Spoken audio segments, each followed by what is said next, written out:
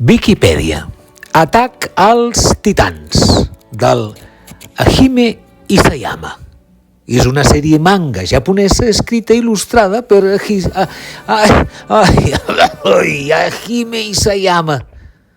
La sèrie va començar a publicar-se al Veisatsu Shonen Magazine de Kodansha el 9 de setembre de 2009 i va finalitzar el 9 d'abril de 2021, recollida en 34 volúmens tankobon, que li diuen.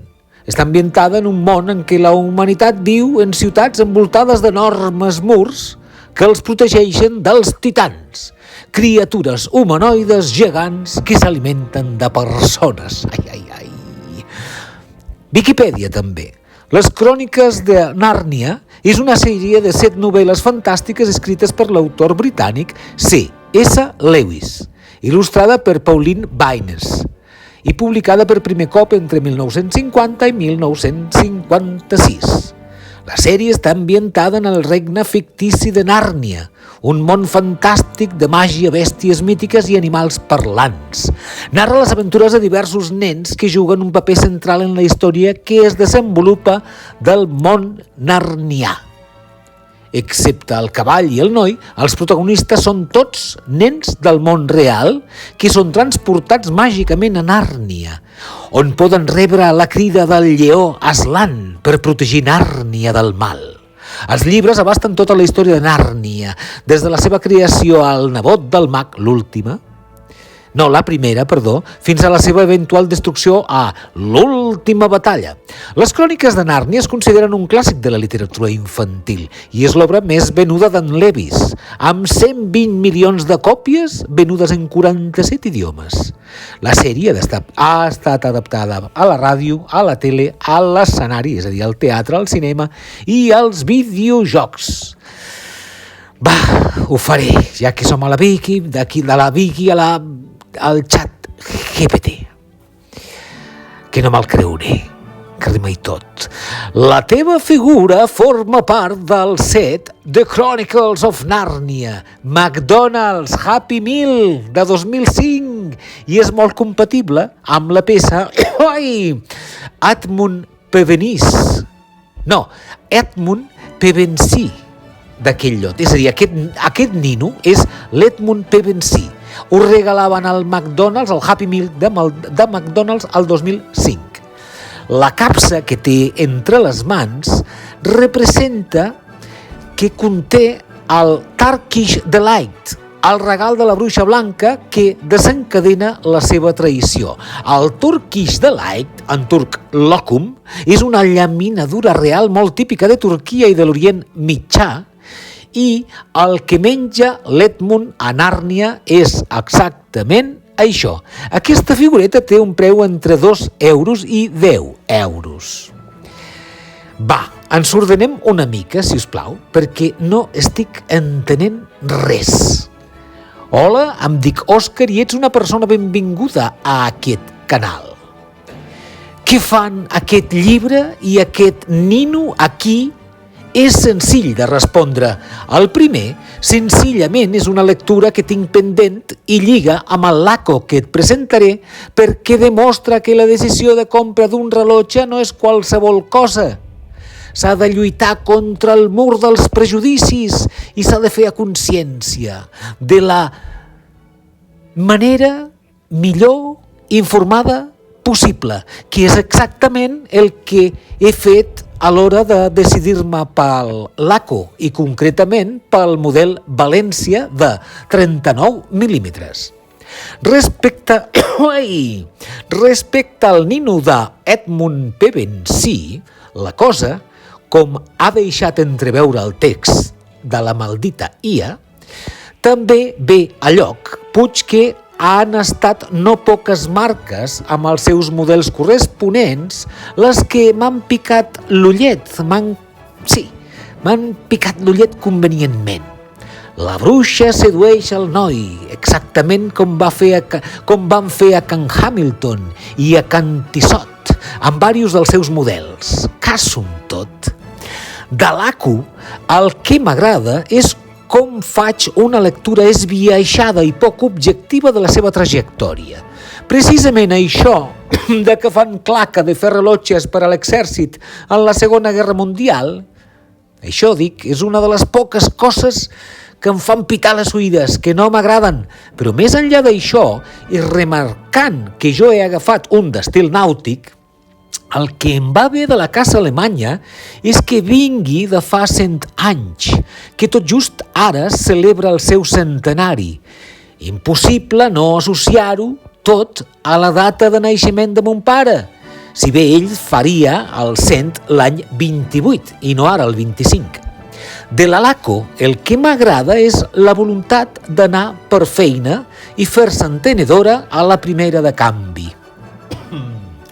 Tornant a l'Edmund Pevensey, el nino, em ve molt de gust que ens acompanyi durant aquesta estona per donar testimoni del poder de seducció d'un rellotge abans de tindre'l i el seu trastorn compulsiu de fer anar les tapes d'aquesta mena de capsa de desig. 11,5 d'alçada, 46,6 de distància entre nanses i 18 mil·límetres d'amplada de boca de corretja. Ja havia dit abans que aquest LACO València és de 39 mil·límetres de diàmetre. El calibre que munta és el LACO 21, basat en el Miyota 821A, amb una reserva de marxa d'unes 42 hores. Deixa'm dir que el motor és un moviment tan planer com confiable. 21 joies, 21.600 alternances per hora, amb precisió de menys 20 a més 40 segons al dia, tot i que el meu, que ve amb durada de trotadora, al ficar-lo en hora, amb ajust ràpid de data, no desvia gairebé res.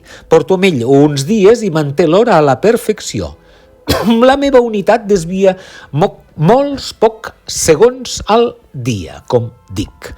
Mantindrà al minut tot el mes segons la meva estimació. El rellotge ve amb estuig i amb corretja de pell de molt bona qualitat, però jo vaig demanar la pulsera d'acer inoxidable de la marca, que va tindre un sobrecost d'uns 80 euros. El preu del rellotge és de 370, impostos inclosos, i li has d'afegir els 30 i pico d'euros d'enviament. Exactament, he pagat per tot 483,90 euros, sí? És una pasta, però ha estat el regal del meu 60è aniversari. Caixa d'acer 316L. Per què dic 317? 316L, no m'agrada gens quan diem això de capsa d'acer inoxidable 316L, no m'interessa això. Cal dir que aquest, l'extensible casa a la perfecció, amb tot. Va molt fi. Cristall de safir, tapa d'exhibició, Superluminova C3 amb tota l'esfera i resistència a l'aigua de 5 atmosferes. Ara que dic C3 de Lume, cal dir que aquest és un dels actors principals d'aquest rellotge.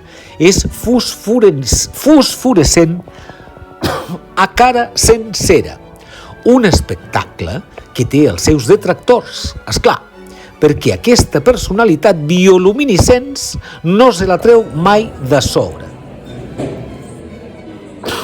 Canvio d'ambient. Dono les gràcies al noi que ha vingut a la biblioteca, que malgrat no hem parlat, ha servit com una mena de reforç de carn i ossos del nostre Edmund Pevensey.